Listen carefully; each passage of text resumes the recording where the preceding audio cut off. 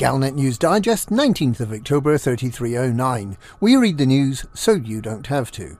In this week's news, Professor Palin starts to plan. Fleet carriers get turned away from systems with Spire Sites. President-elect Winters gets short shrift from Seoul today. And Azimuth Biotech loses control of another system.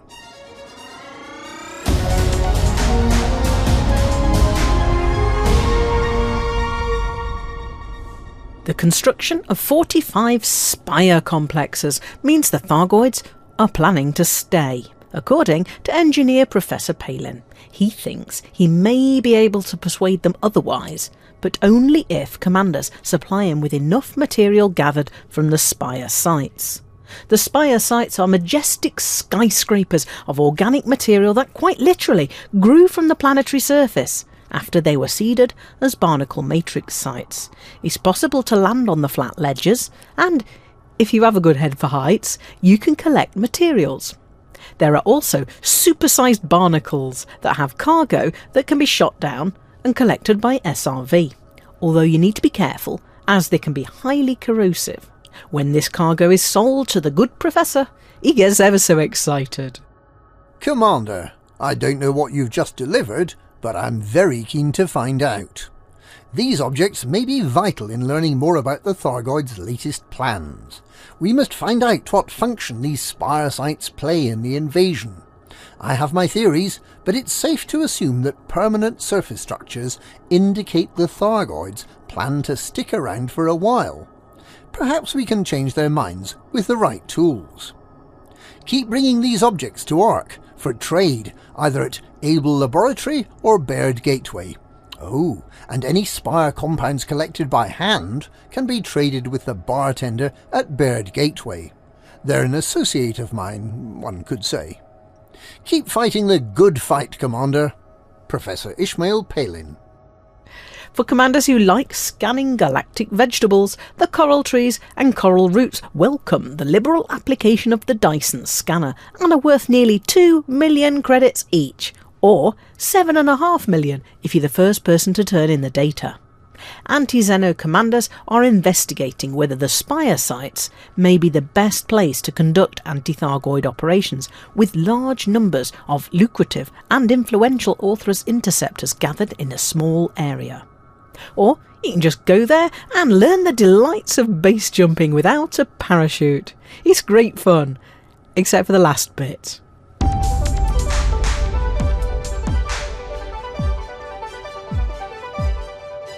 Carriers in Thargoid-controlled systems have been relocated for their own safety, following a series of unfortunate encounters with Thargoids. Systems with barnacle matrix sites were previously impervious to counterattack, but following the release of the subsurface extraction missile on the 5th of October, it briefly became possible to drive the Thargoids out of these systems by rescuing enough people pods from the Titans.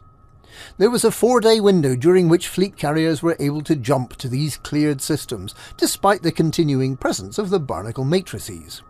However, the development of these sites into Spire Sites on the 16th of October put the Thargoids firmly back in control and left a fair number of fleet carriers positioned behind enemy lines. For the most part, this wasn't a problem, with Thargoid interceptors just popping in to operate their shutdown field and then leaving again. However, some rogue scouts took it upon themselves to attack enemy ships even if they were docked on the carrier. Without any anti-Xeno weaponry, the carriers were unable to respond. Early this morning, the Pilots Federation has consequently moved all the affected fleet carriers an inconvenient 200 light-years back from the front line. It's unlikely we shall ever see Thargoids and fleet carriers together again. This week, the Thargoids control 417 systems, 25 fewer than last week. Only 95 of these were formerly human-occupied. There are 38 alerts and one solitary invasion system, Njorog, which pleasingly has a planetary port that's under attack, a pleasant location for a relaxing evening of Thargoid elimination.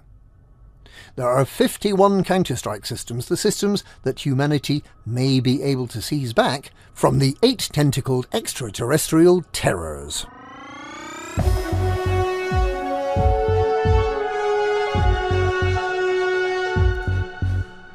President-elect Winters has praised the honourable tactics of her defeated rival, Jerome Archer, but she plans to dismantle much of what Archer put in place during Hudson's presidency. Winters compared Archer's campaign favourably against the underhand tactics used by other Republicans. He fought a straight fight and he lost, she said, because the people are tired of the same old Republican bluster and they want real change. The first change Winters has promised is to shut down the Proactive Detection Bureau, the Homeland's spy network that Archer created in the wake of the 9 Martyrs bombings 3 years ago. She called it a monstrosity and said that violating personal freedoms does not make it any easier to protect the people of the Federation. She plans to continue to work with Aegis to develop defensive strategies against the Thargoid invasion, and she has previously promised to extend federal protection to independent systems in the front line of war. On the domestic front, healthcare, housing, employment and support for refugees from the Thargoid war are Winters' priorities. Sol Today has predicted that Winters will be the weakest federal president ever, pandering to minorities like refugees from the Thargoid War and fringe groups like what remains of the Far God cult. It anticipates that under Winters, the Federation will rot from the inside out. In unrelated news, the festive flak cannons have been made available to those who helped celebrate the end of Hudson's presidency, although in fact no end date has yet been set for his elastic term in office, with early next year the closest estimate we have to work with. Only then will we know whether Winters can deliver on her promises.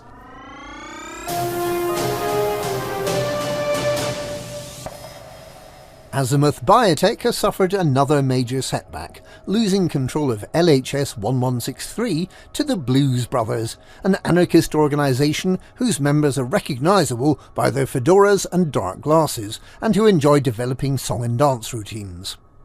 Azimuth was responsible for the catastrophe in HIP 22460 last year, that was the direct cause of the Thargoid invasion. Despite its attempts to develop useful anti-Xeno weaponry, the corporation is reviled by many commanders and has been driven out of most systems. It's now in control of only 2 systems, Mbuni, where it has a complete monopoly of power, and its home system of T-Tori. It has megaships, the Musashi and the Glorious Prospect, in Jiwangda and LHS-1163 respectively, which means it cannot be eliminated entirely from these systems. However, it can have control of the systems removed, and that's what the Blues Brothers, with assistance from a coalition including the Anti-Club Alliance and the Children of Raxla, have achieved in LHS-1163 after nearly a year of Azimuth control. And with the system, which was by far the largest system held by Azimuth, plunged into anarchy, Azimuth ships are fair game for anyone who may wish to attack them. There are several mysteries surrounding Azimuth Biotech. Its former leader, Dr. Caleb Wycherley, also known as The Witch, or as Salvation, is rumoured to have been preserved as an artificial intelligence construct in an advanced Guardian-inspired computer. Its megaship, the Eternal Vigilance, which was supposedly commissioned in December last year, is still missing from the T-Tori system, where it's supposed to be stationed.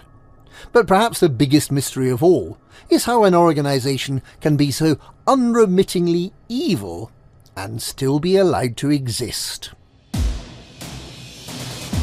And that's this week's Galnet News. Galnet News, we read the news so you don't have to.